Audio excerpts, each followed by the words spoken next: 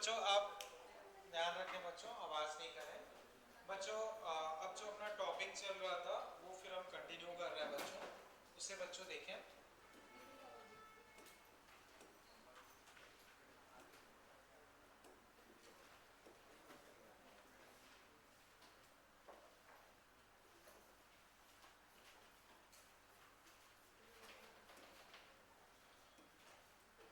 ठीक है, तो बच्चों सबसे पहले मैं होमवर्क वाला पार्ट डिस्कस कर रहा हूँ। ठीक बच्चों, मैंने इस सीट से क्वेश्चंस दिए होंगे बच्चों। कौन कौन से क्वेश्चंस दिए थे? ओके, 37, 37 फिर बच्चों 39 है। ठीक है, और 40 एंड 44। ठीक है, ये चार क्वेश्चंस बच्चों मैंने दिए थे। अतुल तुम्हारी सीट देना मुझे एक बार, ये तो रहा, ठीक है। ओके बच्चों, 37 में आंसर तुम्हारा है बी, बॉम्बे। 37 में बच्चों आंसर बी, बॉम्बे। 39 बच्चों, इसमें आंसर है तुम्हारा डी, दिल्ली। 39 में बच्चों डी, दिल्ली।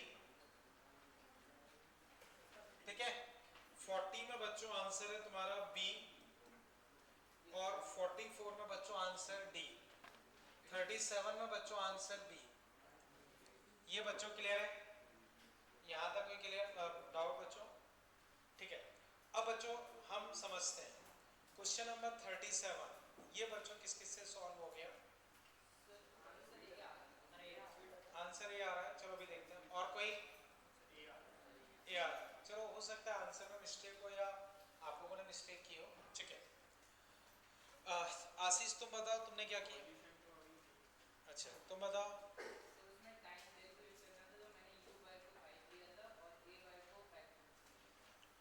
ठीक है बच्चों, मैं डिस्कस कर रहा हूँ, समझो। 37 बच्चों पूछा क्या है? Particle thrown t equal to 0, 10 की स्पीड, हॉरिजॉन्टल से 60 है, 30 डिग्री एंगल, टाइम। बच्चों इसमें पूछा है, आपका आंसर ए आ रहा है ना? ठीक है बच्चों, समझो आपने क्या किया है, पूरा टाइम निकाल दिया। आपने क्या किया है, टोटल जो टाइम बनेगा वो तुमने निकाल दिया। क्लियर है बच्चों? अब समझो, ये 30 डिग्री, ये 60 डिग्री, मतलब ये भी 30 हुआ बच्चों। ये जाके ऐसे कहीं गिरेगा। अब क्वेश्चन को बच्चों ध्यान से पढ़ो, लास्ट में तुमसे क्या बोला है? The time when the velocity of projectile become parallel to inclined। तो बच्चों यहां तुम्हारी वेलोसिटी इंक्लाइन प्लेन के पैरेलल होती है। तो बच्चों केवल तुम्हें यहीं तक का टाइम निकालना, तुम्हें केवल यहीं तक का टाइम निकालना। तो जो आप लोगों ने निकाला है वो ठीक किया है, आपने टोटल टाइम निकाल दिया। अब बच्चों अगर हम इस क्वेश्चन को डिस्कस करें तो बच्चों मैंने आपको रटवाया था, बताओ इंक्लाइन प्लेन के परपेंडिकुलर इधर ग्रेविटी का क्या कंपोनेंट होता है? जी कॉस थीटा। तो 10 कॉस 30, 10 इंटू रूट 3/2, मतलब 5 रूट 3। इधर साइन थीटा 5। यहां कोई दिक्कत? अब बच्चों इस वेलोसिटी को अगर तुम तोड़ोगे तो वेलोसिटी कितनी है? 10 cos 30 यानी कि 5 रूट 3, साइन 30 5। बोलो बच्चों यहां तक कोई दिक्कत? तो बच्चों ये 5 है, ये 5 है। तो बच्चों अगर मैं पूरा टाइम लिखता हूं, पूरा टाइम, तो वो होता है 2 uy अपॉन ay। याद आया बच्चों? लेकिन बच्चों हमें वो टाइम निकालना है जब ये इंक्लाइन प्लेन के पैरेलल हो जाए। तो जितना जाने का उतना आने का, तो आधा टाइम हो जाएगा, आधा टाइम तो इसको उड़ा दो। यू वाई बच्चों बताओ कितना है? 5। यू वाई बच्चों कितना है? 5। ए वाई बच्चों कितना है? तो आंसर कितना हो गया? 1/√3। अभी बच्चों समझ पाए? तुमसे पूछा है कि वो टाइम बताओ जब वेलोसिटी इंक्लाइन प्लेन के पैरेलल हो जाएगी, तो वो ये होगा। खत्म। बताओ बच्चों अभी ये क्लियर है? ठीक है ना? ओके, अब नेक्स्ट देखते हैं बच्चों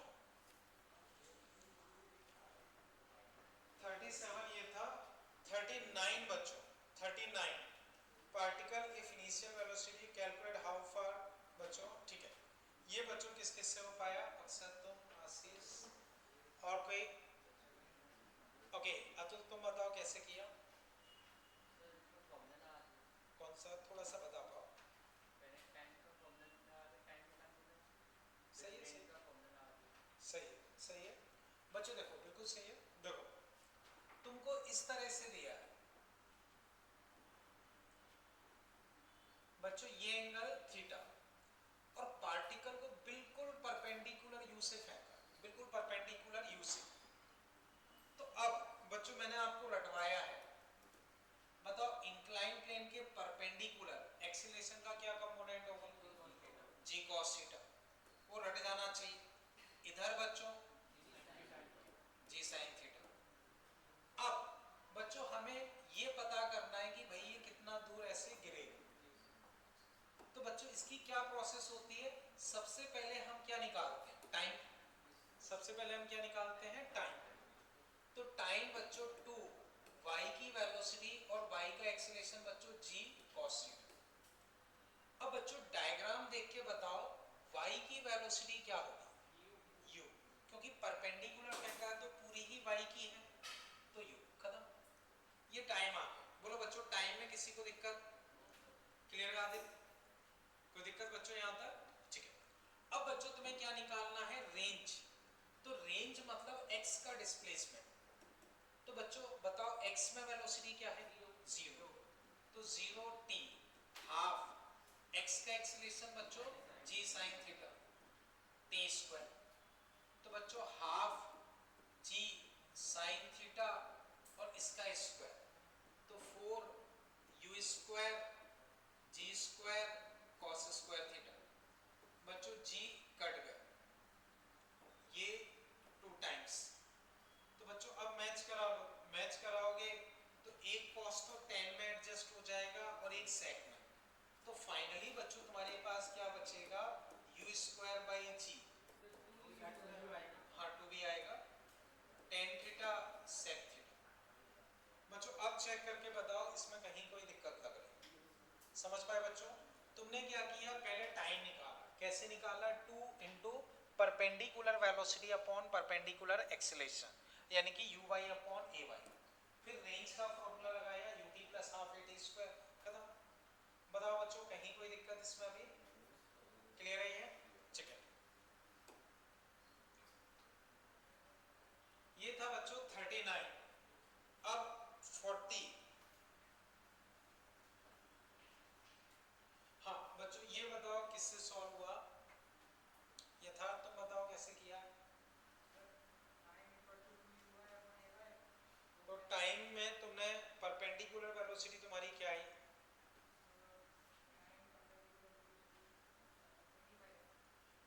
cos 30, ठीक है 25, ठीक है उससे टाइम निकाल लिया। फिर रेंज में एक्सीलरेशन प्लस में लिया है कि माइनस में? ठीक है आ जाएगा, सही है। ओके बच्चों डिस्कस करते हैं, समझो बच्चों इसमें तुम्हें क्या दिया है अगर वो हम डिस्कस करें। तो बच्चों ये इंक्लाइन प्लेन है, इसका इंक्लाइनेशन कितना है? 30। बच्चों तुमने पार्टिकल को 50 की रफ्तार से ऐसे फेंक दिया है हॉरिजॉन्टली। तो बच्चों बिल्कुल ऐसे हॉरिजॉन्टली फेंका है, तो ये एंगल तुम्हारा कितना होगा? 30। ये क्लियर है? अब तुमसे पूछा है कि बच्चों ये कितना दूर गिरेगा। क्लियर है बच्चों? तो बच्चों याद करो रेंज निकालने का क्या तरीका होता है? सबसे पहले तुम्हें टाइम निकालना पड़ेगा।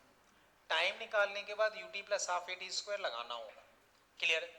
उससे पहले बच्चों एक रटी हुई अप्रोच बताओ, एक्सीलरेशन का यहाँ कंपोनेंट क्या होगा? g cos 30 यानी कि 5/3। इधर बच्चों क्या होगा? sin 30, तो 10 इंटू हाफ यानी कि 5। बोलो बच्चों ग्रेविटी के कंपोनेंट 100% हमेशा यही होंगे। ठीक है बच्चों? तो ग्रेविटी के कंपोनेंट बच्चों तुम्हारे ये हो गए। यहां तक बच्चों कोई दिक्कत? ठीक है। अब वेलोसिटी को तोड़ते हैं, तो वेलोसिटी को तोड़ोगे तो जिससे एंगल टच है cos 30, cos 30 √3/2 25 √3, sin 30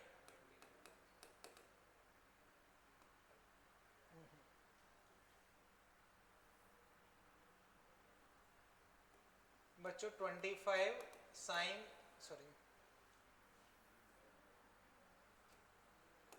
50 sin 30 बच्चों कितना हो गया 25। बोलो बच्चों यहां तक कहीं कोई दिक्कत? अब वही कहानी बच्चों, टाइम टू y की वेलोसिटी, y का एक्सीलरेशन कितना आ गया 10/√3। यहां तक क्लियर है बच्चों? अब रेंज लिखनी है, तो रेंज के लिए बच्चों वही ut + ½ at²। तो रेंज बच्चों अगर मैं लिखता हूं तो u बच्चों कितना है इधर 25 √3, टाइम बच्चों कितना है 10/√3, हाफ एक्सीलरेशन और टाइम का स्क्वायर, तो 10/√3 का स्क्वायर। बच्चों √3 कट गए 250। बच्चों देखो 100 500 को 2 से डिवाइड किया 250/3, फाइनली बच्चों 1000/3।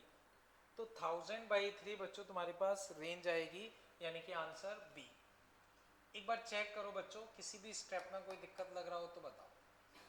जनरली बच्चों प्रोजेक्टाइल ऑन इंक्लाइन प्लेन थोड़ा सा टफ होता है, लेकिन जैसे मैंने बताया आप चीज़ें रट के रखो वो आसानी से हो जाता है। ग्रेविटी के कंपोनेंट हमेशा वही रहेंगे, उसमें कहीं कोई दिक्कत होती ही नहीं। फिर टाइम फॉर्मूला लगाना है, हाइट फॉर्मूला लगाना है, रेंज में बस थोड़ा बहुत एडजस्टमेंट करना है, वो हो जाता है। बताओ बच्चों यहाँ तक कोई कंफ्यूजन इसमें क्लियर है? ठीक है। अब बच्चों मैंने इसमें फिर आपको दिया था 44, ये बच्चों किससे हुआ यथार्थ तुम बताओ कैसे किया?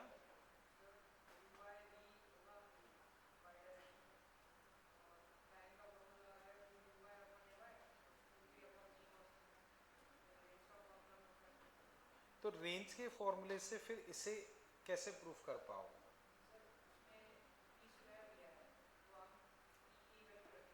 ठीक है आ जाएगा। बच्चों बताओ अभी इसमें कोई दिक्कत? चले आगे बच्चों। ठीक। अब बच्चों मैं नेक्स्ट डिस्कस कर रहा हूं, उसे समझो। देखना बच्चों ये सिचुएशन है, याद करो बच्चों इस पैटर्न का क्वेश्चन हमने शायद एक और किया था 38 बच्चों देखो लगभग लगभग इस पैटर्न का क्वेश्चन है। पैटर्न से मतलब मैं बच्चों बताता हूं, ये यू ठीक है। बच्चों तुमसे रेंज पूछी है, क्या पूछा है बच्चों? रेंज। ओके बच्चों अब मुझे बताओ इधर कंपोनेंट ग्रेविटी का क्या आएगा? इधर क्या आएगा बच्चों? जी साइन थीटा। बच्चों बताओ इधर क्या आएगा? अब टाइम बच्चों 2, बताओ परपेंडिकुलर वेलोसिटी क्या है? u। एक्सीलरेशन बच्चों g cos थीटा। खत्म। बच्चों बताओ टाइम ये आ गया, यहां तक कोई दिक्कत? रोहित क्लियर है? अब अगर मैं रेंज लिखता हूं तो बच्चों बताओ x की स्टार्टिंग वेलोसिटी क्या है? x की स्टार्टिंग वेलोसिटी बच्चों क्या है? 0। तो 0t हाफ एक्सीलरेशन बच्चों g साइन थीटा t², तो t इंटू टी लिख दी, ut + ½ at²। अब बच्चों ऑप्शंस देखो, हर एक ऑप्शन में एक t है, हर एक ऑप्शन में एक t है, तो हमें एक t की ही वैल्यू रखनी है, दोनों t की नहीं रखनी। तो अब हम बच्चों क्या करेंगे, एक t की ही वैल्यू रखेंगे, हाफ g साइन थीटा, और t की वैल्यू बच्चों अपने पास है 2u/g cos थीटा। तो बच्चों g और g कट गए, 2 और 2 कट गए, sine theta by cos theta और एक 3 अपना बचेगा, sine theta by cos theta बच्चों क्या हो गया? Tan theta. तो T U tan theta, u की जगह अगर इन्होंने v दिया है तो v लिख सकते हो, टी भी टेन थीटा। बच्चों बताओ, जो अभी मैंने क्वेश्चन डिस्कस किए उसमें कहीं कोई कंफ्यूजन? क्लियर है बच्चों? यहां तक कोई डाउट? अब बच्चों इसके अलावा मैंने कुछ दिया था होमवर्क में। ओके, अब बच्चों जैसे आप अपने मॉड्यूल में देखो, मॉड्यूल में बच्चों देखना,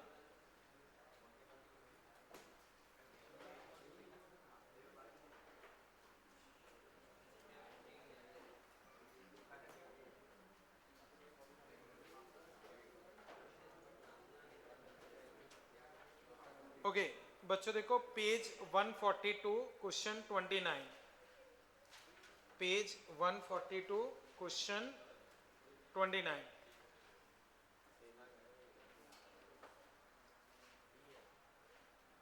बच्चों देखो, कोई डाउट इसमें?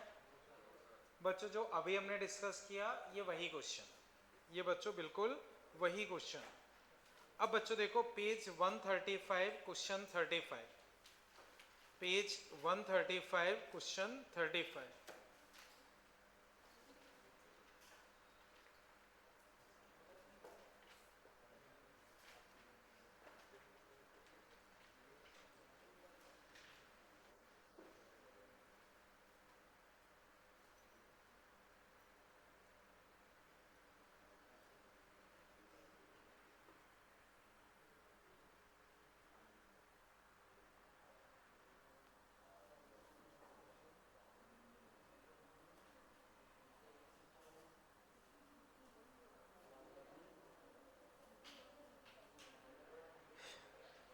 A particle is projected with velocity 20 at angle 30 degree to an inclined plane of inclination 30 degree to the horizontal, ठीक है ना? The particle hit the inclined plane at angle 30 degree during its journey। बच्चों time of flight आपको बताना है। बच्चों वो incline plane को 30 डिग्री पे हिट कर रहा है, इंक्लाइन प्लेन को 30 डिग्री पे हिट कर रहा है। तो बच्चों तुम्हें क्या बताना है? टाइम ऑफ फ्लाइट बताना। क्वेश्चन समझ गए बच्चों? एक बार ट्राई करो, फिर मैं डिस्कस करता हूँ, क्वेश्चन को समझो। क्या किया है वो बताओ, नहीं क्या किया है वो बताओ।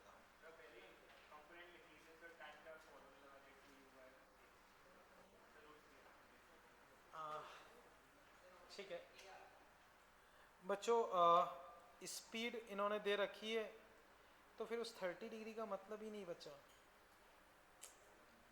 आंसर क्या आ रहा है बच्चों? बच्चों वो एक अच्छा क्वेश्चन बनाना चाह रहे हैं, पर वो अच्छा नहीं बना, मतलब ऐसे ही डायरेक्ट ही आ गया। ठीक है, खैर ठीक है। जैसे इन्होंने ये बोला है कि वो 30 डिग्री पे इंक्लाइन को हिट कर रहा है, उस कंसेप्ट को यूज़ करने की ज़रूरत ही नहीं पड़ रही, क्योंकि हमें पूरा डेटा प्रोवाइड कर रखा है, तो हम उसी से अपना टाइम ऑफ फ्लाइट निकाल पा रहे हैं, तो उसकी ज़रूरत ही नहीं पड़ पा रही। तो खैर ठीक है, देखते हैं। ये कर लिया बच्चों, ठीक।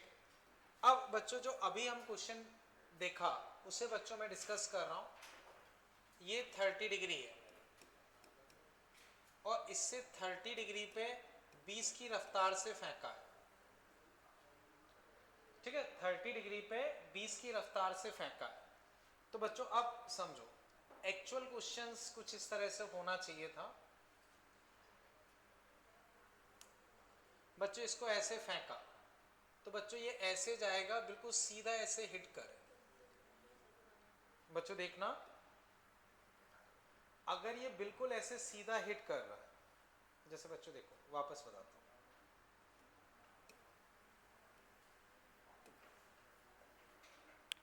ठीक है? तो इस पर शायद तुम्हारी आवाज आ रही है, आवाज नहीं है।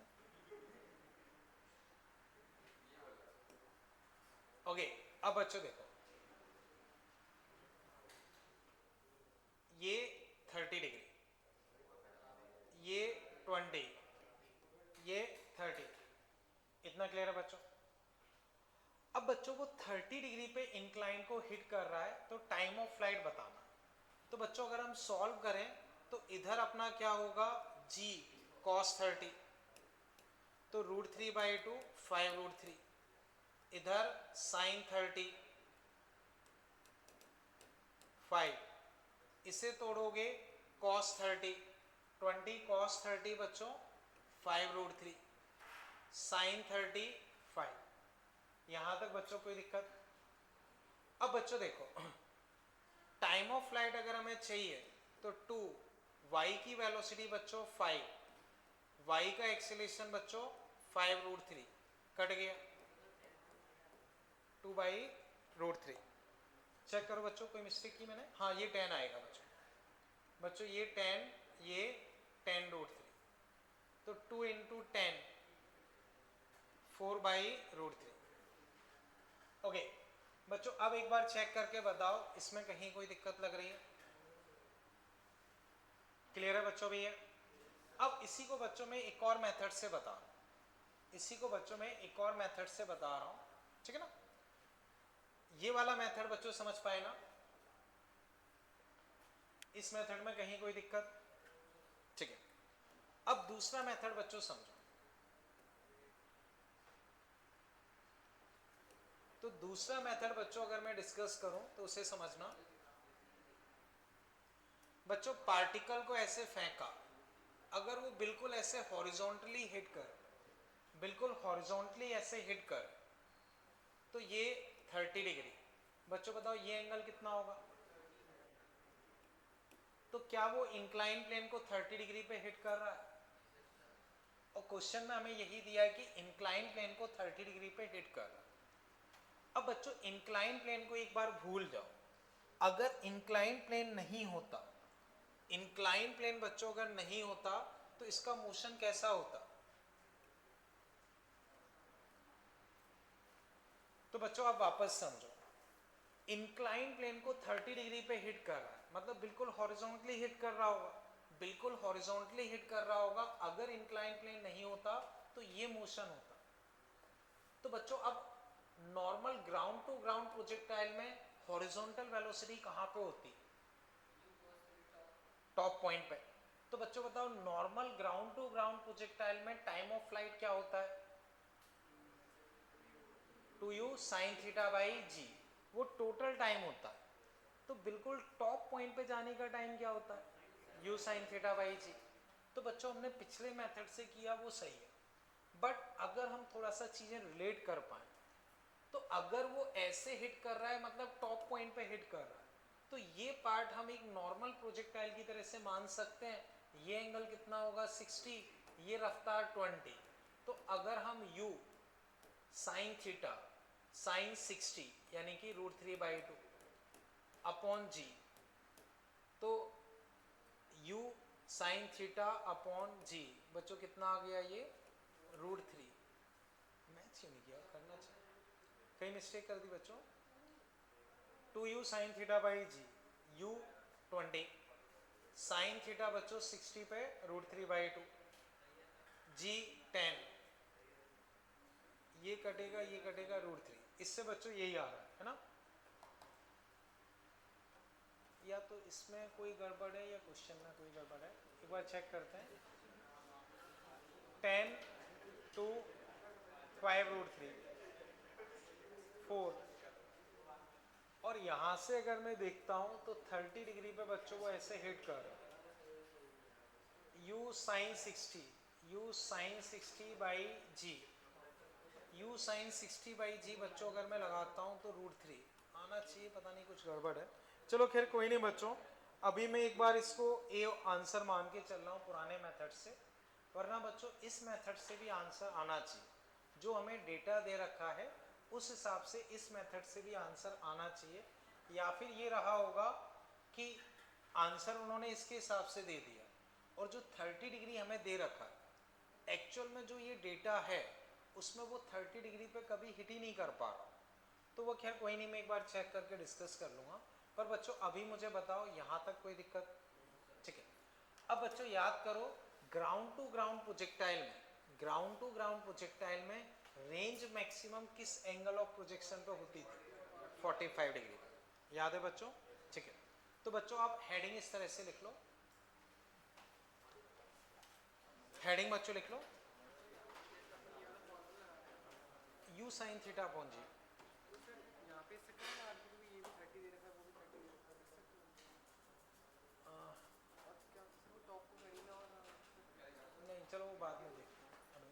ठीक है ना। ओके, अब बच्चों हेडिंग ये लिख लो, maximum range on incline plane, maximum range on incline plane, maximum range on inclined plane, maximum range on inclined plane. ठीक है, तो बच्चों सबसे पहले हम ग्राउंड टू ग्राउंड प्रोजेक्टाइल देखते हैं। तो ग्राउंड टू ग्राउंड प्रोजेक्टाइल बच्चों ये था, किस एंगल पे हम फेंकते थे कि रेंज मैक्सिमम थी 45 डिग्री। तो इसको बच्चों आप ऐसे समझो, ये लाइन है तुम्हारी वर्टिकल लाइन, वर्टिकल लाइन, और ये लाइन है बच्चों तुम्हारी रेंज लाइन, ये लाइन है बच्चों रेंज लाइन। क्लियर है? तो बच्चों अगर हम पार्टिकल को वर्टिकल लाइन और रेंज लाइन के बिल्कुल बीच में फेंकें, पार्टिकल को vertical line and range line के बिल्कुल बीच में फेंकें, तो हमें रेंज मैक्सिमम मिलती थी। उसी तरह से बच्चों यहां भी याद रख सकते हैं। यहां कैसे याद रखोगे बच्चों, देखो बच्चों देखना, बच्चों ये तुम्हारा इंक्लाइन प्लेन, बच्चों ये तुम्हारी होती है वर्टिकल लाइन। बच्चों वर्टिकल हमेशा यही होता है, वो कभी नहीं बदलता, वर्टिकल लाइन। ये मान लो बच्चों एंगल थीटा, और ये बच्चों तुम्हारी है रेंज लाइन।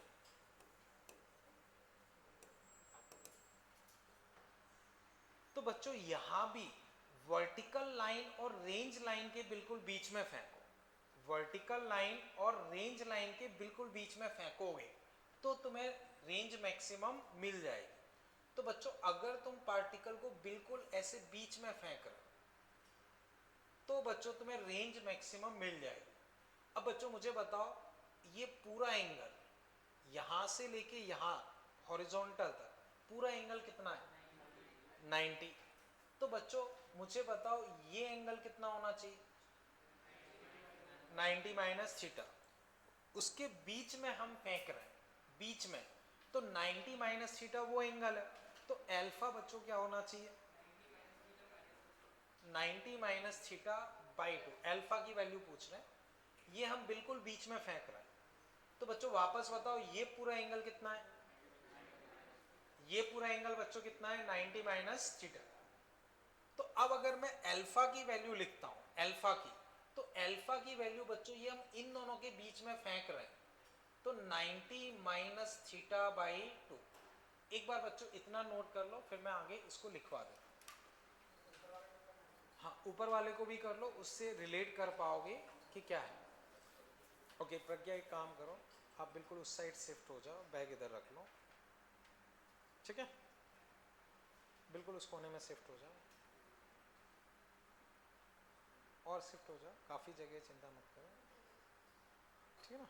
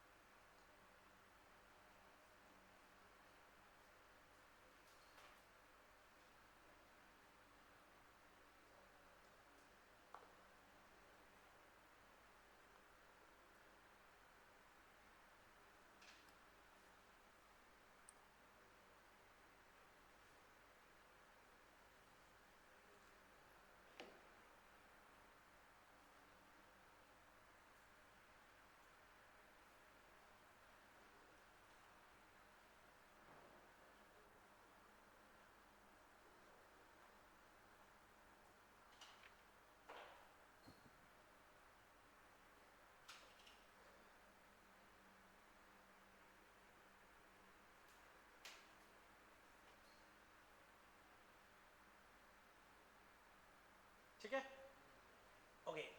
अब बच्चों इसमें एक पॉइंट आप लिख लो, इतना बना लो बच्चों।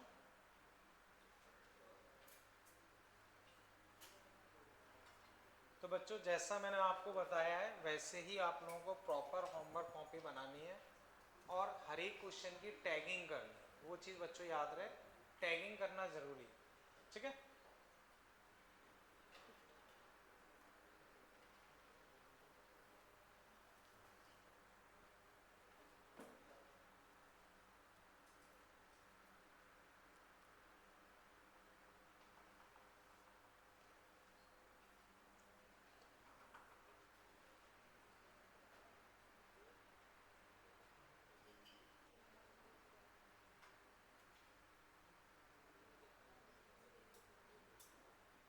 बच्चों इधर कुछ पूछना हो मुझसे पूछ लो। बच्चों इतना नोट कर लिया। अब बच्चों इसमें एक पॉइंट आप लिख लो, एक पॉइंट बच्चों लिख लो। If particle is projected, if particle is projected, if particle is projected along angle bisector of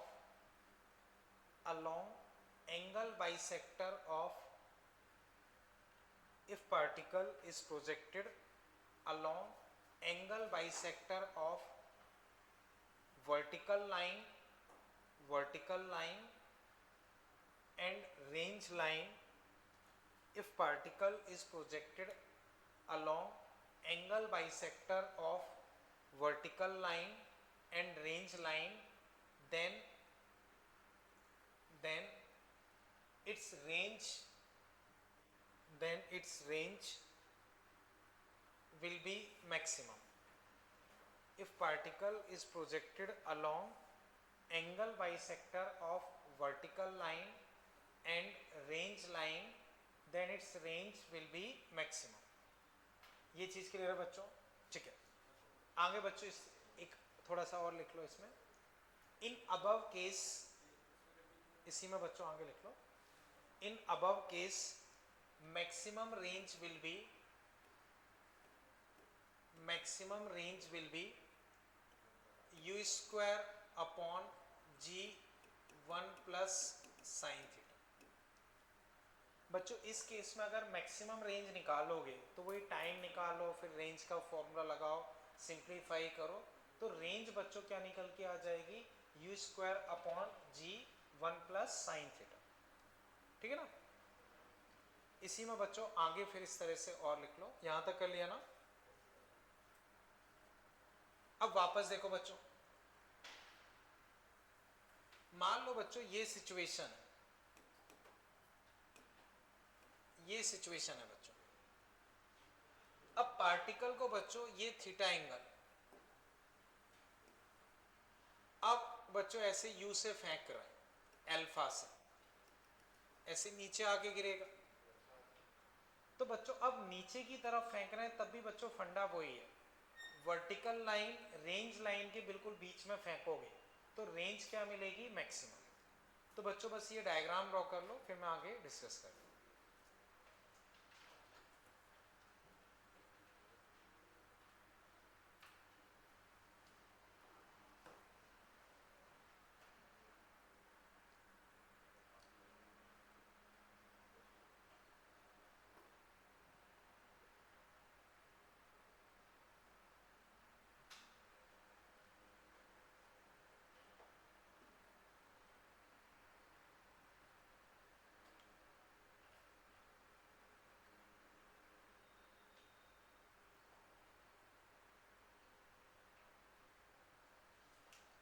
Ayush ठीक हो? किस ध्यान में डूबे हुआ? कौन सी शक्तियां हासिल कर रहे हो?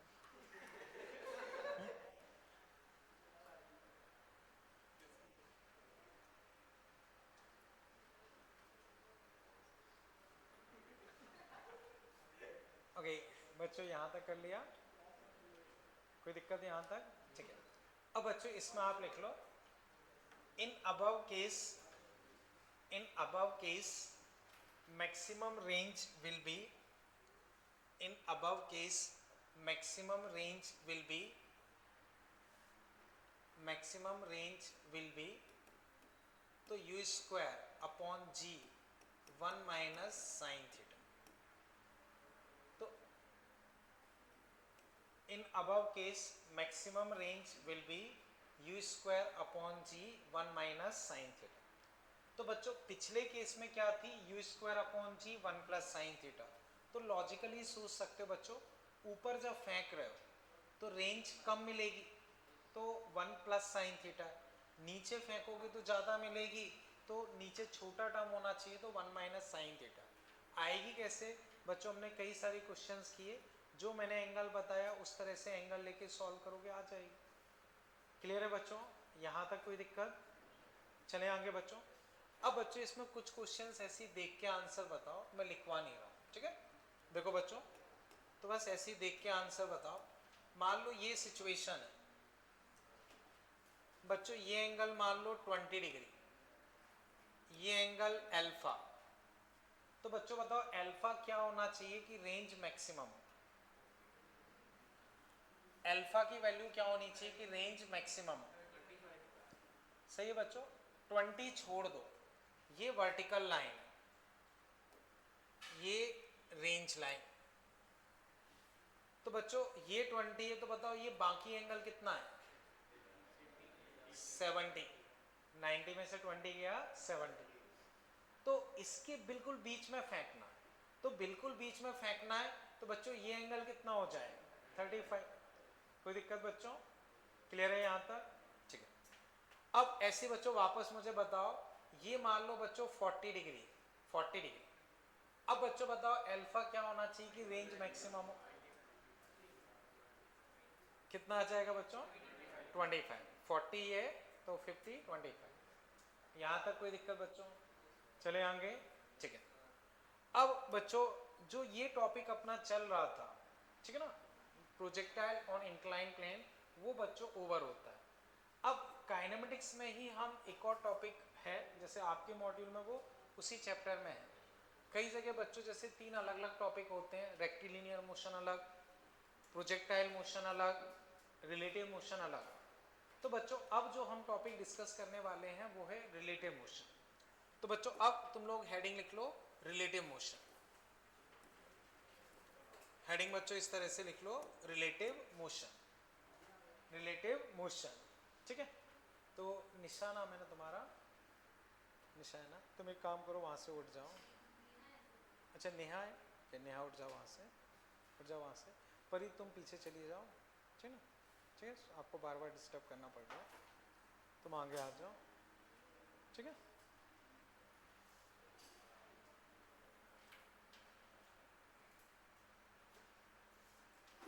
आराम से, ठीक है। तो याद रहे अब आप लोग हमेशा सेपरेटली बैठोगे, ठीक है ना, साथ साथ नहीं बैठोगे। इतना क्लियर है बच्चों? Relative motion. तो बच्चों अब रिलेटिव मोशन बच्चों मैं डिस्कस कर रहा हूँ, उसे बच्चों समझो। देखो बच्चों मान लो जैसे ये बोतल तुम्हें दिख रही है, बोतल, तो बच्चों बताओ बोतल रेस्ट पे दिख रही है या मूव करती है? अब बच्चों क्या ये बोतल एक्चुअल में रेस्ट पे है? ओके, कोई बताना चाहे क्यों नहीं है? सही है बच्चों, अर्थ रोटेट कर रही, अर्थ अपनी एक्सिस पे रोटेट कर रही, तो अर्थ अपनी एक्सिस पे रोटेट कर रही है, तो ये बोतल भी अपनी एक्सिस पे रोटेट करेगी। अब अर्थ सन के चारों तरफ ऐसे रोटेट कर रही, तो बोतल में भी वो मोशन इन्वॉल्व है। फिर बच्चों अपना जो सोलर सिस्टम होता है वो भी मूव करता रहता है, तो बहुत सारे कॉम्प्लेक्स मोशन बच्चों इन्वॉल्व रहते हैं, बहुत सारे कॉम्प्लेक्स मोशन इन्वॉल्व रहते हैं। तो बच्चों अब ध्यान से समझो, देखो होता क्या है, कोई चीज रेस्ट पे है या नहीं है ये विदाउट ऑब्जर्वर के मतलब नहीं है। मैंने बोला कि भाई ये बोतल रेस्ट पे है, तो इसके लिए सबसे पहली बात जरूरी है कि भाई ऑब्जर्वर कौन, किस ऑब्जर्वर के लिए हम रेस्ट पे डिस्कस कर रहे हैं उससे मतलब होता है। जैसे बच्चों मान लो तुम एक ट्रेन में ट्रेवल कर रहे हो, एसी कंपार्टमेंट में, उसमें मान लो प्रॉपर पर्दे वर्दे लगे हुए हैं। अब उसमें बच्चों मान लो जैसे जो पैसेंजर है, मान लो ए अगर बी को देख रहा है, ए अगर बी को देख रहा है, तो बच्चों ए को बी रेस्ट पे दिखेगा या मूव करता हुआ? रेस्ट पे। और बी अगर ए को देख रहा है तो रेस्ट पे। और मान लो ट्रेन 100 की रफ्तार से दौड़ रही, तब ए बी को देखेगा तो क्या फील करेगा? और बी ए को देखे तो भले ही उनकी वेलोसिटी है उससे मतलब नहीं, ए बी को देखेगा तो क्या फील करेगा? रेस्ट पे। अब यही मान लो कोई बाहर से देखता है, उसको ए रेस्ट पे दिखेगा क्या? उसको किस रफ्तार से चलता हुआ दिखाई देगा? बी किस रफ्तार से? क्लियर है? तो बच्चों कंक्लूजन समझो, कोई भी ऑब्जेक्ट रेस्ट पे है या नहीं है इसका कोई मतलब नहीं होता जब तक कि हम ऑब्जर्वर डिफाइन ना करें कि भाई किस ऑब्जर्वर के रिस्पेक्ट में तुम बोल रहे हो। जब तक हमने ऑब्जर्वर नहीं बताया तब तक रेस्ट पे है या नहीं है इस चीज का कोई मतलब नहीं। ये बच्चों समझ गए? हाँ, जनरली बच्चों ये होता है कि मैंने बोला कि बोतल रेस्ट पे है, तो इसका मतलब होता है कि ग्राउंड के रिस्पेक्ट में। किसके रिस्पेक्ट में? ग्राउंड के रिस्पेक्ट में। ग्राउंड के रिस्पेक्ट से क्या मतलब होता है कि ग्राउंड पे आपने कोई कैमरा लगा दिया, ग्राउंड पे आपने कोई कैमरा लगा दिया है, उस कैमरे को क्या फील हो रहा है वो है। जैसे मान लो बच्चों ये कैमरा लगा, ये लगा इधर, ठीक है ना, ठीक, ओके बच्चों ये कैमरा लगा हुआ है, दिख रहा है ना, ठीक है। तो मान लो बच्चों इस पे जो ये रिलेटिव मोशन लिखा है, रिलेटिव मोशन वो रेस्ट पे है या मूव कर रहा है? रेस्ट पे। तो इस कैमरे की रिकॉर्डिंग में वो रेस्ट पे आएगा कि मूव करता होगा?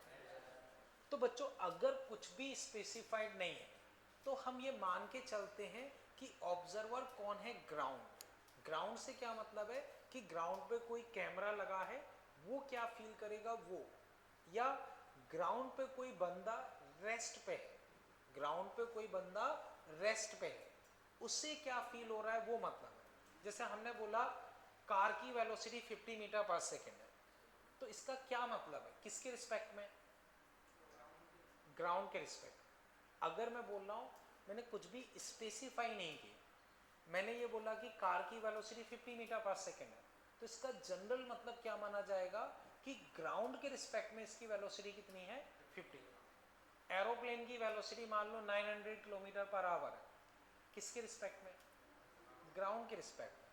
तो अगर कुछ भी हमने स्पेसिफाई नहीं किया है तो मान के चलते हैं कि जो भी वेलोसिटी है, एक्सेलरेशन है, वो किसके रिस्पेक्ट में? ग्राउंड के रिस्पेक्ट में। जैसे बच्चों बताओ, इसको मैंने ड्रॉप किया, ये किस एक्सेलरेशन से गिरेगा? कितना है? 10। किसके रिस्पेक्ट में? ग्राउंड के रिस्पेक्ट में।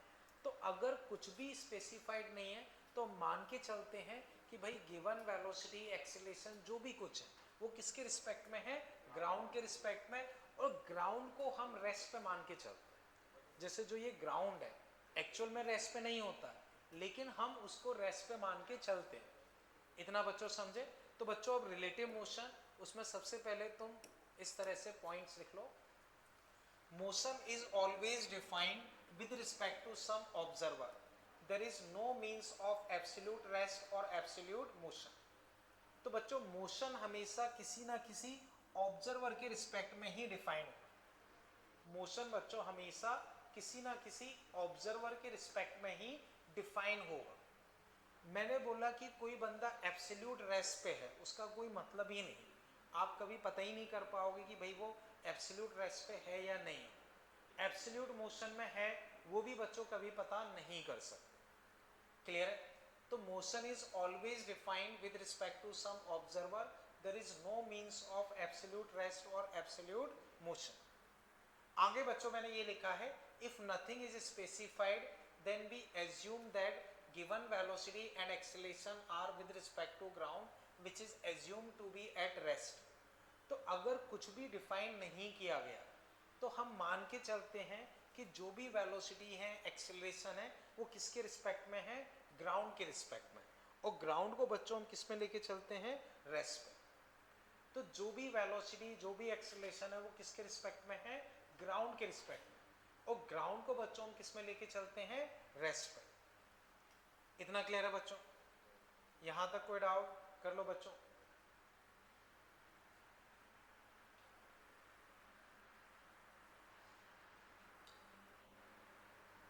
तो आयुष तुम्हारी होमवर्क कॉपी कहाँ है?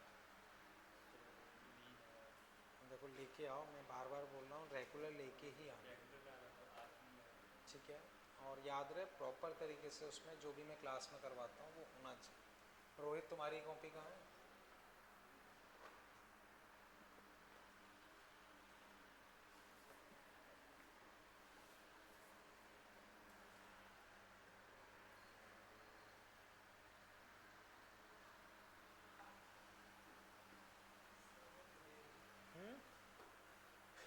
तो वैसे हो सकता है पहले से ही पता हो जो वैसे उसे ढूंढ रहे थे ना। ओके, कर लिया बच्चों? इतना कर लो।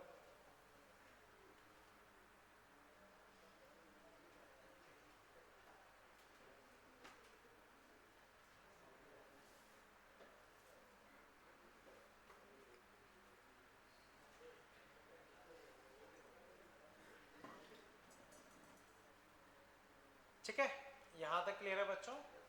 ठीक है, अब बच्चों ये कुछ बेसिक पॉइंट्स हो गए कि हम एब्सोल्यूट मोशन, एब्सोल्यूट रेस कुछ भी डिफाइन नहीं कर सकते।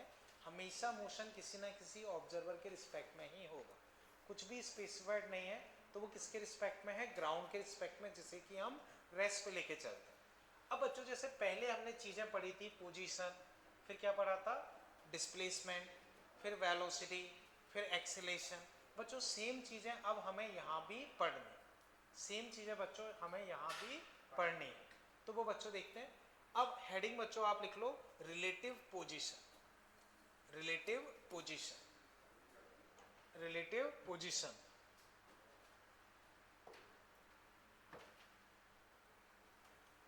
रिलेटिव पोजीशन, ठीक है। तो बच्चों अब रिलेटिव पोजीशन क्या होता है वो अगर हम समझें, जैसे मान लो मैं अतुल की बात करता हूँ, अतुल, तो अतुल बच्चों जैसे अगर मैं अपने रिस्पेक्ट में बताता हूँ तो मेरे रिस्पेक्ट में मान लो 3 फीट फ्रंट पे है। आशीष के रिस्पेक्ट में अगर देखोगे तो हो सकता है 1 फीट राइट पे। पृथ्वी के रिस्पेक्ट में देखोगे तो हो सकता है 1.5 फीट लेफ्ट में, ठीक है ना। ओके, तुम्हारा नाम क्या है? हाँ, देव के रिस्पेक्ट में इस तरफ हो जाएंगे कुछ 1.25 फीट मान लो ईशान के रिस्पेक्ट में कुछ इस एंगल पे हो जाएंगे। तो कहने का मतलब ये है कि अतुल एक ही है, लेकिन अलग अलग ऑब्जर्वर के लिए उनकी पोजीशन अलग अलग है, अलग अलग ऑब्जर्वर के लिए उनकी पोजीशन अलग अलग है। अब हर किसी से अगर पूछा जाए कि तुम्हारे लिए इनकी पोजीशन क्या है, तो ये बोलेंगे लेफ्ट, ये बोलेंगे राइट, मैं बोलूँगा फ्रंट, ये बोलूँगा किसी एंगल पे।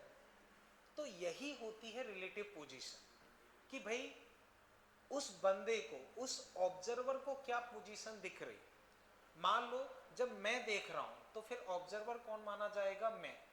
तो मुझे क्या पोजीशन दिख रही है वो, यही मान लो पृथ्वी जब देख रहे तो वो ऑब्जर्वर है, उनको क्या पोजीशन दिख रही है? वो होगी पृथ्वी के रिस्पेक्ट में पोजीशन। बच्चों समझ पाए?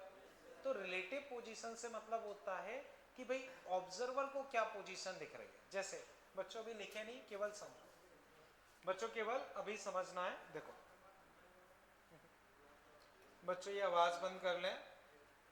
देखो मान लो बच्चों ये ओरिजिन है, बच्चों अभी लिखना नहीं है, केवल समझना है, ठीक है। एक्स एक्सिस 0, एक बंदा यहां पे है x इक्वल टू +4 पे, मान लो a। एक बंदा बच्चों b x इक्वल टू -2 पे। तो बच्चों मुझे बताओ b की पोजीशन क्या है? -2। a की पोजीशन क्या है? +4।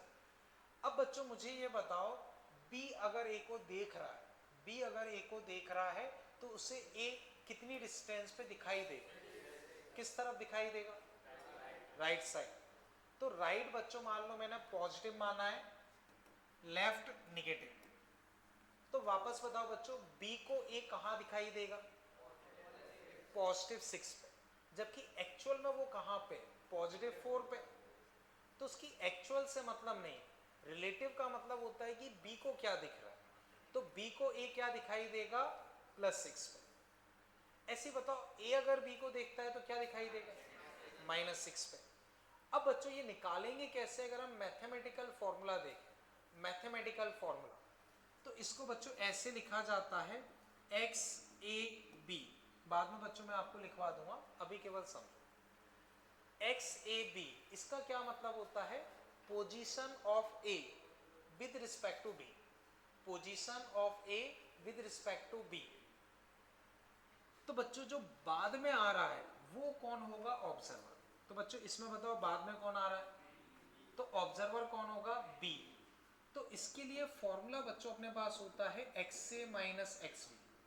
अब बच्चों बताओ ए की पोजीशन क्या है? +4। बी की पोजीशन, आंसर क्या आया? +6। और लॉजिकल आंसर क्या आ रहा था? +6, मतलब ठीक है। ऐसे बच्चों फिर देखो एक्स बी ए, इसमें बाद में कौन आ रहा है? बाद वाला कौन होगा? ऑब्जर्वर। बाद वाला कौन होगा? ऑब्जर्वर। वो चीजें ऑब्जर्व करेगा। तो इसके लिए फॉर्मूला होता है एक्स बी माइनस एक्स। तो एक्स बी बताओ, बी की पोजीशन ए की पोजीशन +4 तो -6। तो लॉजिकली हम देख रहे थे तो क्या आ रही थी -6। समझ पाए बच्चों? तो रिलेटिव पोजीशन निकालने के लिए हम ये यूज करते हैं। हेडिंग बच्चों लिख ली रिलेटिव पोजीशन, ठीक है। अब बच्चों रिलेटिव पोजीशन में आप इस तरह से लिख लो RAB। RAB इसका मतलब होता है, तो बच्चों आप लिखते चलो position of A with respect to, WRT से मतलब with respect to, position of A with respect to B।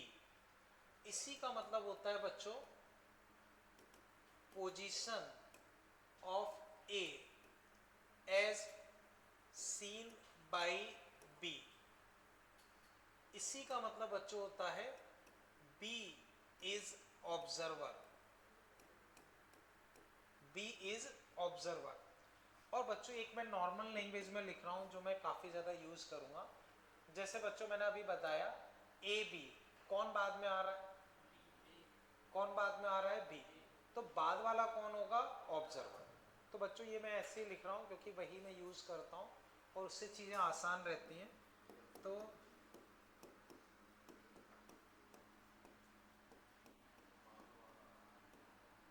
ठीक है ना, तो जो बाद में आएगा वो अपने क्या होगा? ऑब्जर्वर। इतना बच्चों कंप्लीट कर लो। तो जो भी अपना बाद में आ रहा होगा वो कौन होगा? ऑब्जर्वर।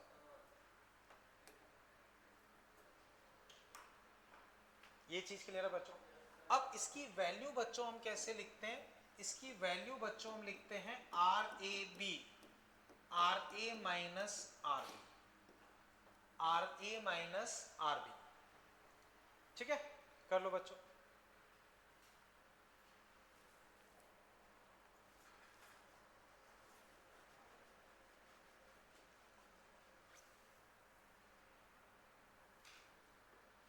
इतना बच्चों क्लियर है? ठीक है।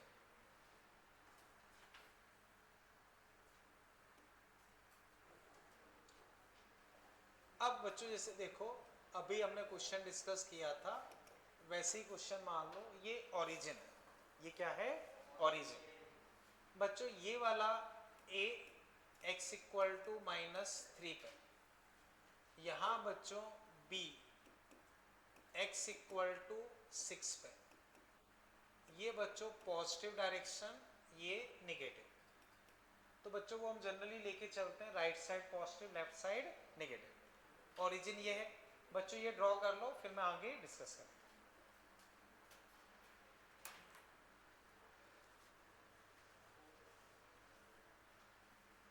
तो बच्चों जो की पॉइंट है जो दिमाग में रखना है वो ये है कि बाद वाला अपना हमेशा क्या होगा? ऑब्जर्वर। तो जब भी कंफ्यूजन हो ये की पॉइंट आप दिमाग में रखना, उससे थोड़ा सा आप कॉन्फिडेंट हो जाओ।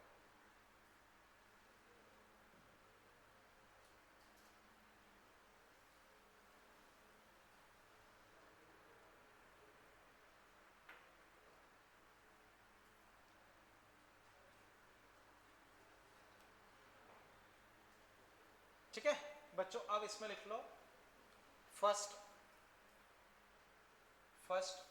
Find position of A, find position of A as seen by B.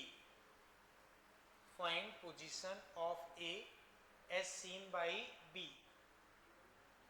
Find position of A as seen by B. तो बच्चों यहां कौन देख रहा है? तो ऑब्जर्वर कौन हुआ? और ऑब्जर्वर हमेशा कहां आता है? बाद में। बस सॉल्व कर लो। ठीक है, तो बच्चों बी ऑब्जर्वर है तो ऑब्जर्वर हमेशा कहां आएगा? बाद में। Find position of A as seen by B. बच्चों इस तरह के जब क्वेश्चन पूछे जाते हैं तो वहां कंफ्यूजन हो जाता है कि ए बी लिखें या बी ए लिखें। तो उसी वैसे दिमाग में रखना है कि ऑब्जर्वर हमेशा कहां आएगा? बाद में। तो as seen by B, seen by B मतलब कौन देख रहा है? बी, मतलब बी ऑब्जर्वर है और ऑब्जर्वर हमेशा कहां आता है? बाद में। तो एक्स ए माइनस एक्स बी, एक्स ए बच्चों कितना है? +6, एक्स बी बच्चों -3। तो आंसर बच्चों तुम्हारे पास कितना? अच्छा ए यहाँ -3 है, सॉरी। तो ए बच्चों तुम्हारे पास क्या है -3, बी बच्चों +6, तो फाइनली बच्चों तुम्हारे पास क्या आ गया -9। बच्चों शायद कुछ बदमाशी वगैरह कर रहा है तो वो ध्यान रखो, उनको परमानेंट मैं क्लास में पूरे दिन खड़ा रखूंगा फिर। ओके बच्चों अभी चेक करें इसमें कहीं कोई दिक्कत, क्लियर है बच्चों, कर लो इसे।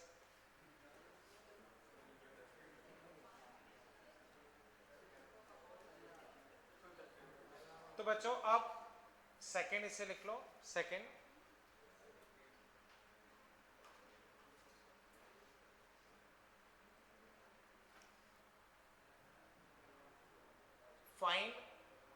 find position of B as seen by A, find position of B as seen by A। बोलो बच्चों क्या आना चाहिए, क्या आ जाएगा +9। तो बच्चों अब देखना position of B as seen by A, as seen by A, तो बच्चों बताओ यहां ऑब्जर्वर कौन है, ए, ऑब्जर्वर कहां आएगा, तो बच्चों एक्स बी ए तुम्हें लिखना, तो एक्स बी -x से, एक्स बी बच्चों कितना है 6, एक्स से बच्चों -3, समझ गया बच्चों, यहां तक कोई दिक्कत। अब बच्चों ध्यान से देखो, ऊपर वाले का आंसर देखो क्या है, नीचे वाले का, ठीक है ना बच्चों, वापस देखो ऊपर वाले का आंसर, नीचे वाले का, दोनों में क्या फर्क है, माइनस का। तो बच्चों हमेशा हमेशा हमेशा अगर तुमने आर ए बी निकाल लिया, आर ए बी निकाल लिया, तो आर बी ए निकालने के लिए तुम्हें पूरा सॉल्व करने की जरूरत नहीं, उस पर बस माइनस लगा दो। आर ए बी अगर तुमने निकाल लिया तो जब तुम्हें आर बी ए निकालना तो कुछ करने की जरूरत नहीं है, बस एक माइनस लगा दो, क्योंकि आर ए बी हमेशा आर बी ए का अपोजिट होगा। ये चीज क्लियर है बच्चों, यहां तक कोई कंफ्यूजन, ठीक है, इसे बच्चों मैं हटा रहा हूं, ठीक। अब नेक्स्ट एग्जांपल बच्चों लिखो, मान लो बच्चों अब ये सिचुएशन है एक्स वाई, बच्चों बताओ एक्स के अलोंग हम यूनिट वेक्टर क्या लेते हैं, एक्स के अलोंग यूनिट वेक्टर, एक्स के अलोंग यूनिट वेक्टर आई, एक्स एक्सिस को किससे डिनोट करते हैं आई से, वाई एक्सिस को जे से। तो अब बच्चों देखो जैसे यहां पे एक ए, ये पॉइंट है बच्चों 2,3, ये पॉइंट है 2,3, यहां एक और पॉइंट है बच्चों बी, ये है तुम्हारे पास 6,7। तो बच्चों इतना ड्रॉ कर लो, फिर मैं आगे डिस्कस करूं।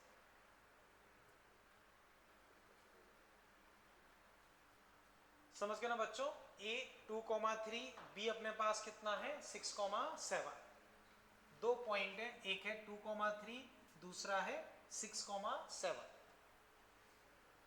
ठीक है। अब बच्चों इसमें आप लिख लो, फर्स्ट बच्चों इसमें लिखो write position vector of A and B, write position vector of A and B in IJ format, write position vector of A and B in IJ format. तो बच्चों ए और बी के पोजीशन वेक्टर लिखने हैं IJ format में, ठीक है,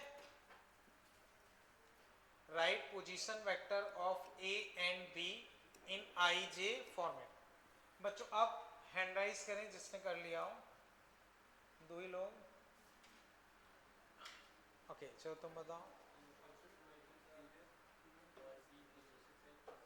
बच्चों सही है, देखो 2,3 लिखा है, तो बच्चों जो सबसे पहले मिलता है वो कौन सा कोऑर्डिनेट होता है, उसके बाद, और यहाँ z क्या होगा 0। तो बच्चों x को किससे रिप्रेजेंट करते हैं i से, तो a 2, 3 है, तो इसको लिखोगे x में 2 मतलब 2i और y में 3 मतलब 3j, खत्म। समझ गए बच्चों, ऐसे बच्चों बताओ बी के लिए x क्या है तो 6i, y कितना है 7j, खत्म। बताओ बच्चों कहीं दिक्कत? क्लियर है ये? सेकंड बच्चों लिखो, सेकंड बच्चों क्लियर है ना ये? बस सीधा से ये लिखना होता है बच्चों। मान लो इसमें z वाला भी होता, मान लो आगे लिखा होता 2 3 4 6 7 4, तो क्या करते 4 के और आ जाता, बस खत्म। ठीक है, अब बच्चों इसमें आप सेकंड लिख लो, second find position of B as seen by A, find position of B as seen by A, find position of B as seen by A, IJ format में बच्चों। हाँ एक सेकंड रुकते हैं बच्चों, लिख लो, 2 मिनट रुको। पर ये तुम बताओ क्या होना चाहिए? रुको रुको बच्चों, जिससे पूछो वो बताए, बहुत आसान सा है, अभी हमने जो पढ़ा है वही करना है। Position of B as seen by A, बच्चों जिससे पूछो वही आंसर बताएं, ठीक है? ओके तुम बताओ अगर कर पा रहे हो। नहीं तुम बताओ अगर ओके तुम बताओ। सही है, ओके प्रज्ञा तुम बताओ। 4i + 4j आएगा। चलो बच्चों मैं डिस्कस कर रहा हूँ, समझो बच्चों मैंने क्या पूछा है, position of A as seen by B. तो बच्चों बताओ यहाँ कौन देख रहा है पोजीशन, सॉरी हाँ ए बोला है मैंने, position of B as seen by A. तो position of B as seen by A, तो बच्चों बताओ यहाँ कौन देख रहा है ए, तो ऑब्जर्वर कौन है, और ऑब्जर्वर कहाँ आता है बाद में। तो बच्चों तुम क्या लिखोगे, आर बी ए, यही तो लिखोगे। Position of B as seen by A मतलब ऑब्जर्वर ए है, और ऑब्जर्वर हमेशा कहाँ आता है बाद में। अब r B minus r A, r B बच्चों तुम्हारे पास क्या है 6i 7j, R A 2i 3j। अब बच्चों 6 में से 2 गए, कितना बचा 4i, 7 में से 3 गए 4j, बस खत्म। क्लियर है बच्चों, यहां तक कोई दिक्कत?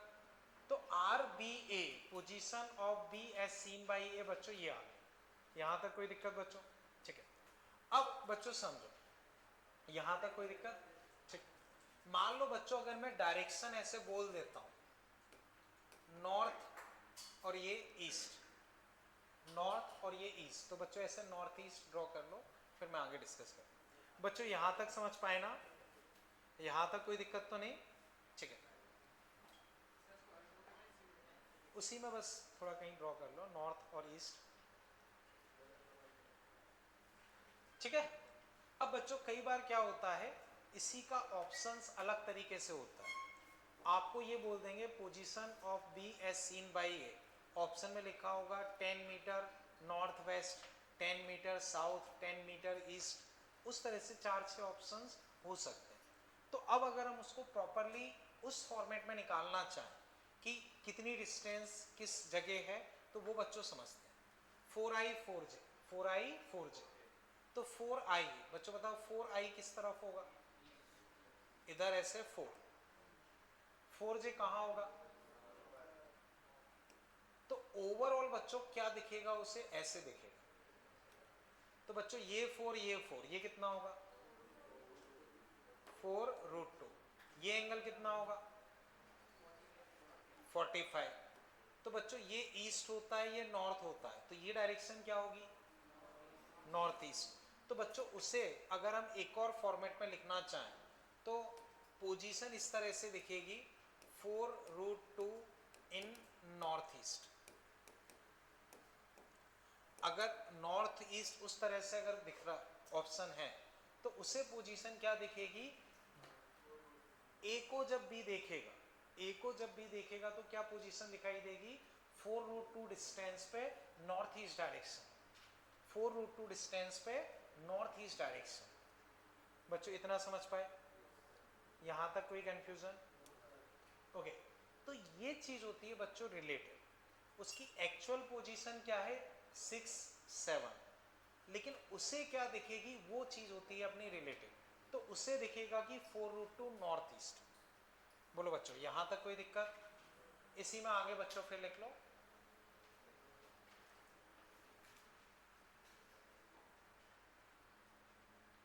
इसी में बच्चों आगे लिख लो, find position of A as seen by B.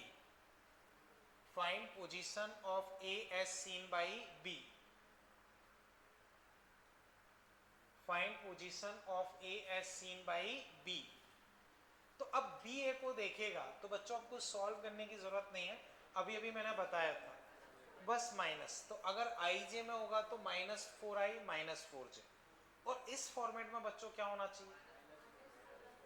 नहीं, -4I -4J सही है, इस साउथ वेस्ट। तो बच्चों इस केस में क्या होगा? -4I -4J। मैंने अभी अभी बताया था, ए बी निकाल लिया तो बी ए हमेशा उल्टा रहेगा। तो अब बच्चों अगर मैं आर ए बी लिखता हूं तो वो इसका जस्ट उल्टा ही होगा, हमें कोई कैलकुलेशन की जरूरत नहीं। और बच्चों अगर मैं उस फॉर्मेट में लिखता हूं, हाँ, इसको यहां दिख रहा है तो इसको इधर दिखेगा, सीधी सी बात है। मैं इनको देख रहा हूं तो इधर दिख रहा है, तो ये मुझे देखेंगे तो इस तरफ दिखेंगे। तो अब उसको इस तरफ दिखाई देगा 4√2, तो 4√2 साउथ वेस्ट। तो बच्चों IJ फॉर्मेट में ये और इस फॉर्मेट में ये, उसको नॉर्थ ईस्ट दिख रहा है तो B को एक किस तरफ दिखाई देगा? South west. बोलो बच्चों यहां तक कहीं कोई दिक्कत? क्लियर है बच्चों? कर लो फटाफट, ठीक है।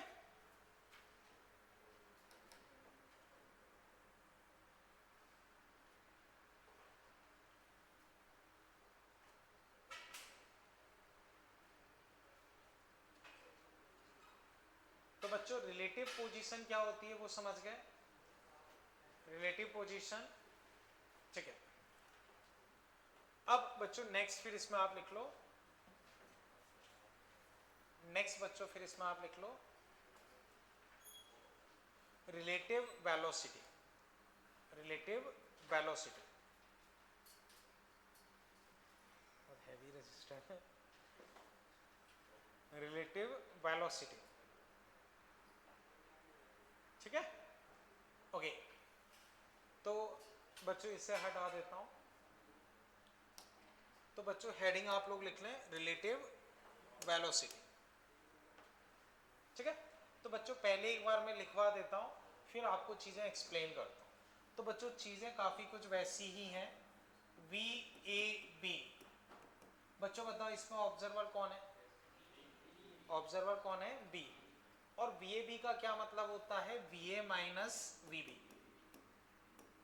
तो इसका क्या मतलब होगा? Velocity of A as seen by B। Velocity of A as seen by B, इसी का मतलब ये होता है, ठीक है ना बच्चों, देखना velocity of A as seen by B या velocity of A with respect to B, इसी का मतलब बच्चों है B is observer. B is observer, B is observer. Clear? इतना बच्चों कर लो, फिर हम आगे डिस्कस करें।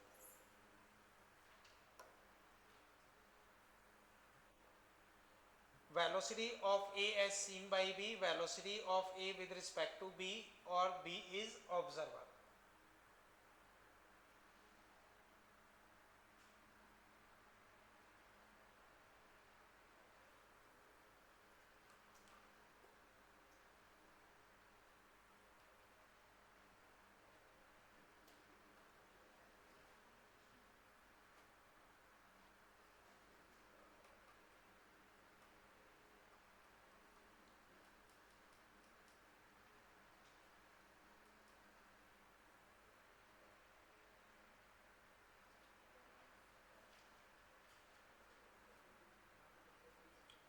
कर लिया बच्चों इतना? अब बच्चों समझो, देखना बच्चों, ठीक है? अब बच्चों इस चीज को मैं एक्सप्लेन कर रहा हूं, तो बच्चों आप केवल समझना है, लिखना नहीं है, केवल समझो, ठीक है? बच्चों जैसे मैंने अभी ट्रेन का एग्जांपल लिया था, वही एग्जांपल फिर लेते हैं, ठीक है? बच्चों ये ट्रेन है, 70 की रफ्तार से भाग रही। अब बच्चों ये ए, ये बी, बच्चों ये 70 की रफ्तार से अगर भाग रहे हैं, तो बच्चों बताओ, अगर तुम बाहर से देखो, तुम बाहर से देखोगे तो तुम्हें ए की रफ्तार क्या दिखाई देगी बच्चों? क्या रफ्तार दिखाई देगी? 70। किस तरफ, किस तरफ दिखाई देगी? आगे। बी की क्या दिखाई देगी? किस तरफ? आगे। और ट्रेन की 70 आगे। इसमें कोई दिक्कत? ओके। तो बच्चों आपके रिस्पेक्ट में, यानी कि ग्राउंड के रिस्पेक्ट में, ग्राउंड के रिस्पेक्ट में ट्रेन की रफ्तार क्या है? 70। ए की रफ्तार 70, बी की रफ्तार 70। अब बच्चों जैसे मैंने पहले पूछा था, मुझे बताओ अगर ए बी को देखता है, ए बी को देखता है तो इसे स्पीड क्या दिखाई देगी? और बी ए को देखता है 0। अब बच्चों मान लो हम फॉर्मूले से करना चाहें, तो ए बी को देख रहा है, ए बी को देख रहा है, तो ऑब्जर्वर कौन है? ए। और ऑब्जर्वर कहाँ आता है? तो बी ए। क्या होगा? V B minus V A.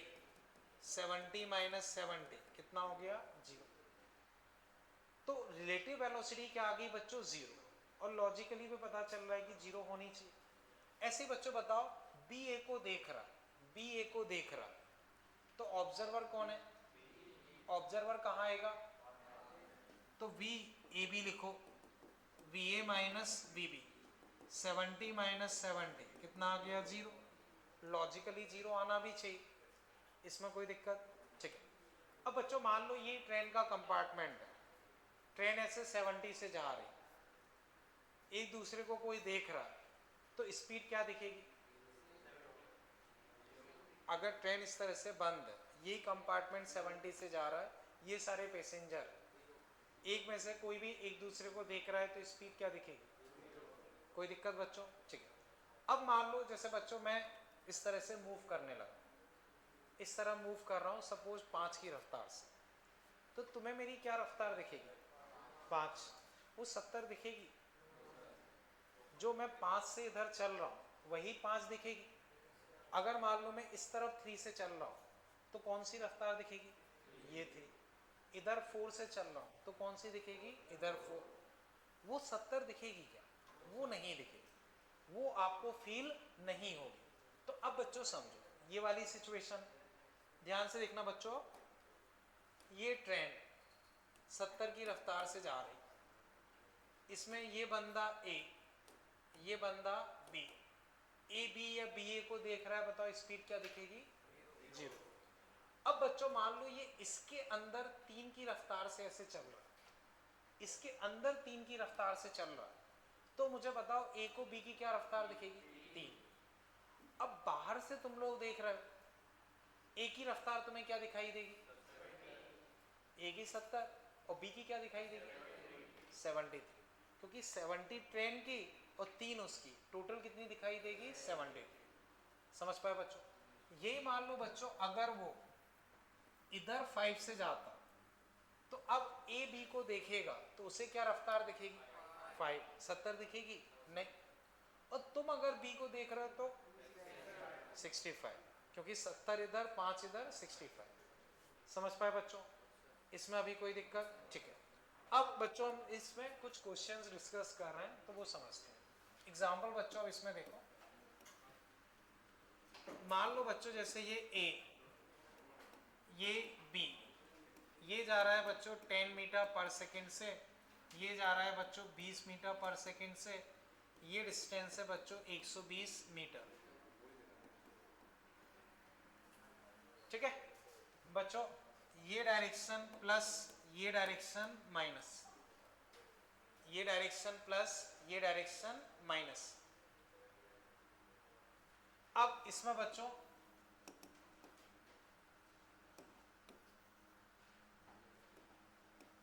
Find या राइट लिख लो, राइट वीए, बच्चों साइन के साथ लिखनी है सारी चीजें, वीबी, वीबी, ठीक है ना। फिर बच्चों वी ए बी, ये तीन चीजें बच्चों लिखो, वी ए, वी बी और वी ए बी लिख लो बच्चों। फिर मैं डिस्कस करता हूँ, आंसर अभी बोलना नहीं है, जब मैं पूछूं बच्चों तब बताओ। V A, we B and v A B.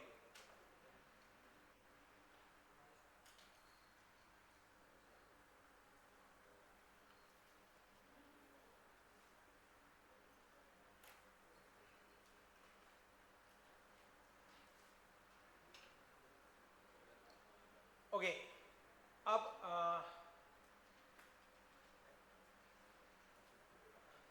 तुम बता पाओ वी ए बोलो कितना होना चाहिए। वी ए, वी ए की वेलोसिटी नहीं, बी की, ठीक है, वी ए बी, ओके तुम बताओ अगर वी ए बी बता पाओ। नहीं, तुम बता पाओ, नहीं तुम बोलो, नहीं, चलो वी ए बताओ, वी बी नहीं, ओके चलो फैजल तुम बताओ वी ए कितना है, वी बी, ठीक है, वी ए बी, ठीक है बच्चों। अब समझो बच्चों, बताओ ए की वेलोसिटी कितनी दिख रही है, किस तरफ है, right side, right side plus है या माइनस, तो तुम क्या लिखोगे +10, ठीक है बच्चों। बताओ v की वेलोसिटी कितनी है, b की किस तरफ है, तो क्या लिखोगे -20। अब VAB बच्चों क्या होता है, VA माइनस VB, यही तो होता है। तो VA बच्चों कितना है 10, VB कितना है बच्चों -20, तो 10 + 20 कितना हो गया 30। बताओ बच्चों यहां तक कोई दिक्कत, तो VAB तुम्हारे पास कितना आ गया 30। बच्चों अगर मैं इसमें पूछता VBA बताओ तो क्या होता -30, क्योंकि AB जो निकाला उसका उल्टा BA होगा। बोलो बच्चों यहां तक कोई दिक्कत, इस पॉइंट तक कोई डाउट। अब आगे बच्चों इसमें लिख लो, इसके बाद बच्चों लिख लो, आंसर बच्चों बोलना नहीं है, जब मैं पूछूं तब बताना, ठीक है। लिख लिया बच्चों।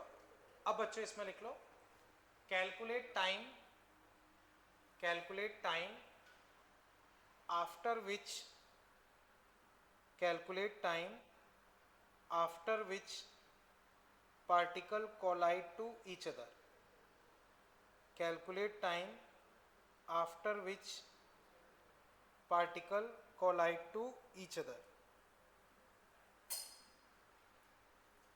ठीक है बच्चों। एक बार सॉल्व कर लो, जब मैं पूछूं तब बताना।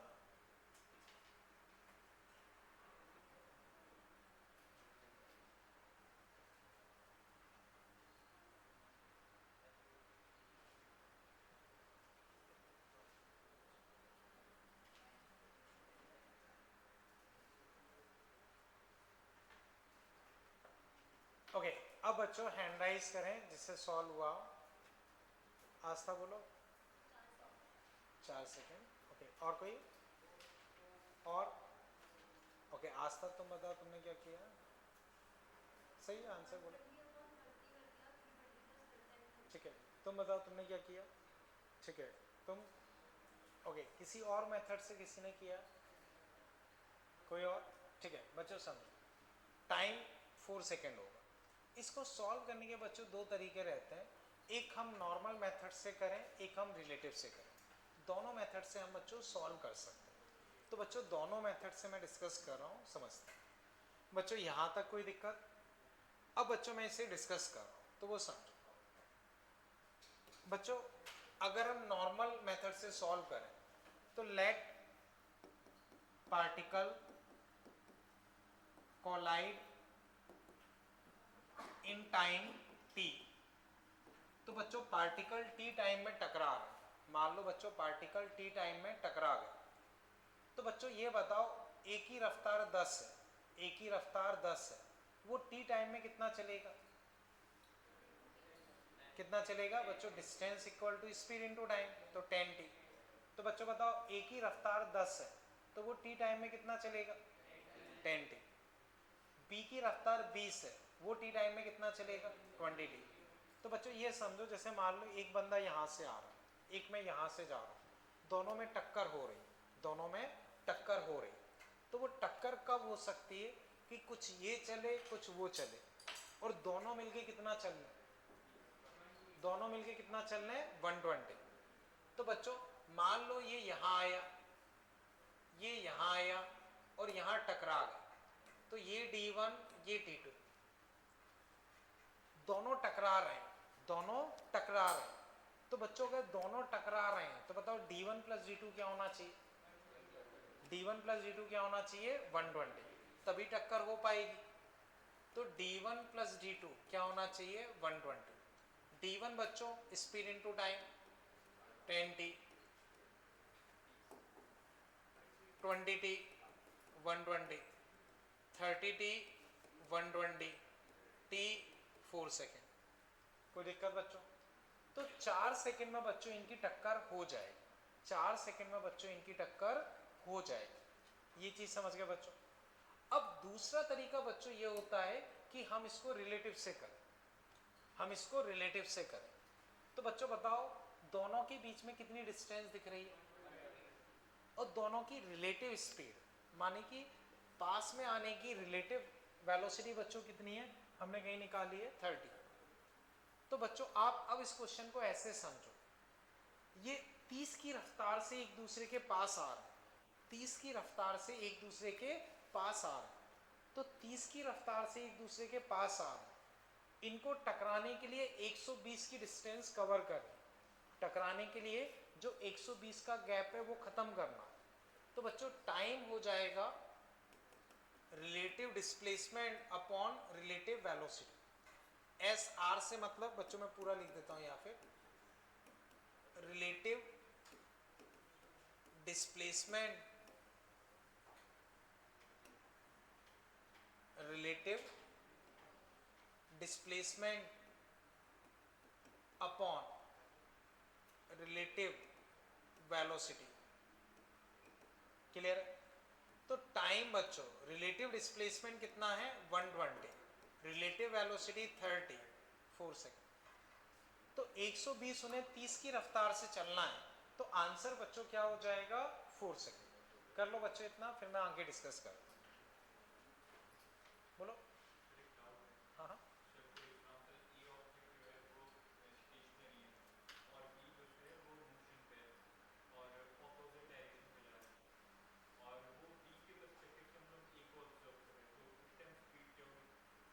हाँ एक सेकेंड, आप ये कह रहे हो कि ए रेस पे और ये इधर मान लो बी जा रहा है 50 से, तो बी के रिस्पेक्ट में ए की क्या स्पीड होगी? देखो सीधा सा है, एक हम लॉजिक लगाएं, एक हम फॉर्मूला लगाएं, दोनों से कर सकते हैं। अभी मैं फॉर्मूले से बता रहा हूँ, लॉजिक मैंने अभी उतना डिटेल में नहीं सिखाया है, तो वो मैं बाद में क्लियर हो जाएगा। समझो बी के प्रोस्पेक्टिव से मतलब एक तरीके से बी ऑब्जर्वर, ऑब्जर्वर कौन है? बी। तो ऑब्जर्वर अपना हमेशा कहाँ आता है? बाद में। तो we A minus we B, A तो रेस्ट पे है, ये 50, तो कितना हो गया? -50। तो एक्चुअल में क्या होगा, उसको ए 50 से दूर जाता हुआ दिखाई दे।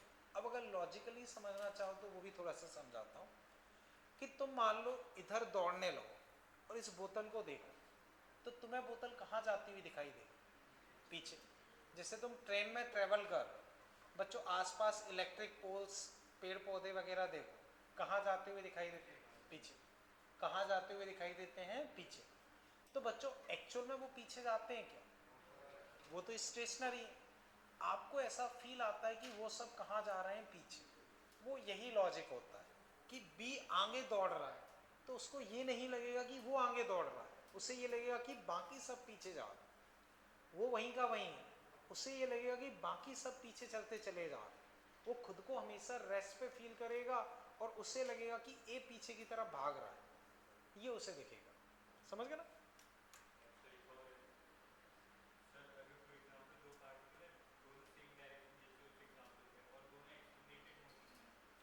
एक्सेलरेटेड मोशन वगैरह भी आगे आ जाएगा, जब मैं आगे डिस्कस करूंगा तब वो पूछ लेना, ठीक है?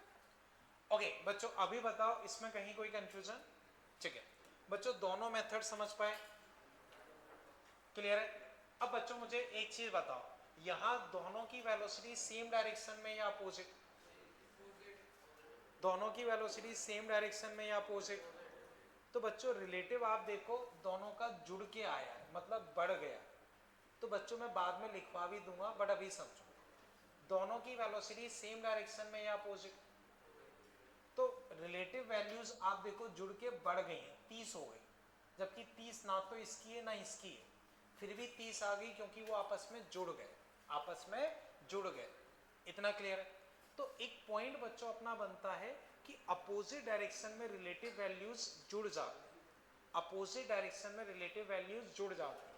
जैसे बच्चों सिंपल एग्जांपल, आप ट्रेन में देखो, अपोजिट डायरेक्शन में जब दो ट्रेन क्रॉस करती तो ऐसा लगता है कि बहुत स्पीड से एक दूसरे को क्रॉस करती चली जा। जैसे बच्चों कई बार ट्रेन में हम ट्रेवल करते हैं, एक इस साइड से ट्रेन, एक इस साइड से, जब दो ट्रेनें ऐसे क्रॉस करती हैं तो ऐसा लगता है अचानक बहुत तेज स्पीड हो गई, क्योंकि अपोजिट डायरेक्शन में तो रिलेटिव वैल्यूज क्या है, बढ़ गई, तो हमें रिलेटिव स्पीड फील होता है, तो हमें ऐसा लगता है कि अचानक से ट्रेन की स्पीड बहुत ज़्यादा बढ़ गई। समझ गए बच्चों? तो अपोजिट डायरेक्शन में रिलेटिव वैल्यूज क्या होती हैं बच्चों, बढ़ जाती हैं। यहाँ तक बच्चों कोई दिक्कत?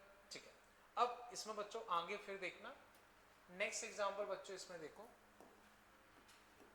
मान लो बच्चों अब ये सिचुएशन, ये ए, ये जा रहा है बच्चों 30 मीटर पर सेकेंड से, बी ये जा रहा है बच्चों मान लो 5 मीटर पर सेकेंड से, बीच की डिस्टेंस बच्चों 100 मीटर, ये डायरेक्शन प्लस बच्चों, ये minus we A we B, ठीक है, वी ए बी लिखो बच्चों फटाफट, V A we B V A B.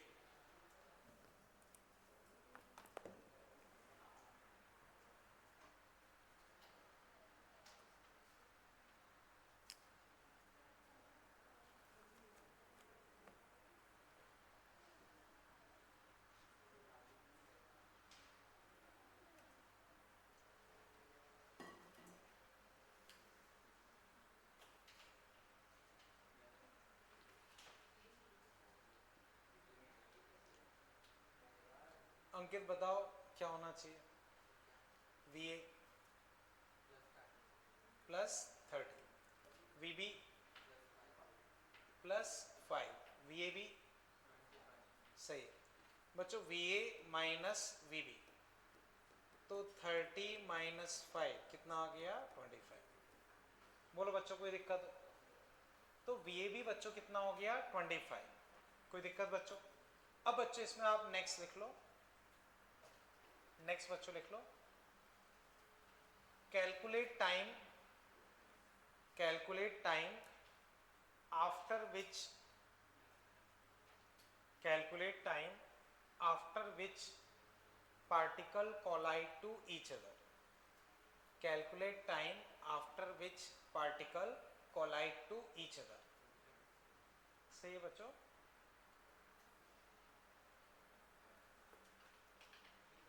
ठीक है, तो बच्चों ये बताओ ए और बी के बीच में कितना गैप है, कितना गैप है बच्चों, 100 का, और उनकी रिलेटिव स्पीड कितनी आई? तो बच्चों टाइम क्या होता है, displacement, relative displacement upon relative velocity. तो रिलेटिव डिस्प्लेसमेंट बच्चों कितना है, 100, रिलेटिव वेलोसिटी 25, आंसर बच्चों कितना आएगा, 4 सेकेंड। तो बच्चों वो आपस में कितने टाइम में टकरा जाएंगे, 4 सेकेंड। समझ गए बच्चों? अब बच्चों अगर मैं पूछता हूं ये 4 सेकेंड में टकरा रहे हैं, तो 4 सेकेंड में ए कितना चलेगा, ए कितना चलेगा, बोलो बच्चों, 120, बी कितना चलेगा, 20। तो एक्चुअल में क्या रहा होगा, जो ए है वो आगे चला गया 120, बी कितना आगे गया 20, और जो ये गैप 100 का है वो फुलफिल हो गया। बच्चों जैसे ये 120 चल दिया, ये 20 चल दिया, तो जो बीच का 100 गैप था वो अपना फिल हो गया और वो आपस में टकरा गए। जैसे 4 सेकंड में ये टकरा रहे हैं, तो ए ने चला होगा 120 आगे, बी ने चला 20 आगे, तो टकराने के लिए ए को बी से 100 ज्यादा चलना था। देखो 100 ज्यादा चल लिया तो टक्कर हो गई। बताओ बच्चों इसमें कहीं कोई दिक्कत? क्लियर है?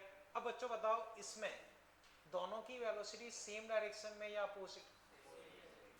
सेम। रिलेटिव कम आ रहा है कि ज्यादा? रिलेटिव क्या आ रहा है? कम हो रहा है, सब्ट्रैक्ट हो गया, 30 में से 5 गया 25। समझ गए बच्चों? तो वापस बताओ अपोजिट डायरेक्शन में रिलेटिव क्या हो जाती है? सेम डायरेक्शन में। जैसे बच्चों मान लो कई बार आप बाइक पे ऐसे जाते हो, आपस में अगर बात करते जाते हो तो पैरेलल बाइक पे चलते हो तो ऐसा फील होता है रेस्ट पे, क्योंकि सेम डायरेक्शन में है तो रिलेटिव वैल्यूज क्या हो जाती हैं? कम हो जाती है। क्लियर है बच्चों? तो बच्चों फिलहाल इसमें इतना ही रख रहे हैं। होमवर्क में बच्चों जो मैंने आज डिस्कस किया या क्वेश्चन डिस्कस किए हैं उन्हीं को वापस कर